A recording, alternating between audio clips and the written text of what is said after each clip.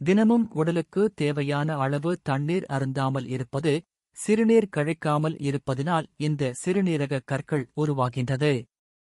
சிறுநீரக கற்கள் வராமல் இருப்பதற்கு உடலுக்கு தேவையான அளவிற்கு தினமும் 2 லிட்டர் முதல் 3 லிட்டர் வரை தண்ணீர் அருந்தவும்.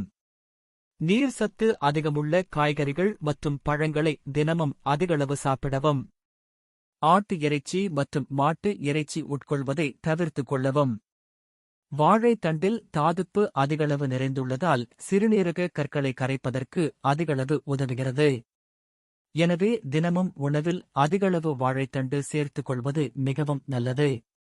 சிட்ரிக் அமிலம் நிறைந்துள்ள எலுமிச்சை ஜூஸ், ஆரஞ்சு, சாத்துக்குடி ஜூஸை அதிகளவு தினமும் அருந்தி வரவும். மருத்துவர்கள் பரிந்துரைக்கும் மருந்துகளை தவறாமல் உட்கொள்ளவும். உணவில் அதிகளவு உப்பு சேர்த்துக் கொள்வதை தவிர்த்துக் கொள்ளவும்.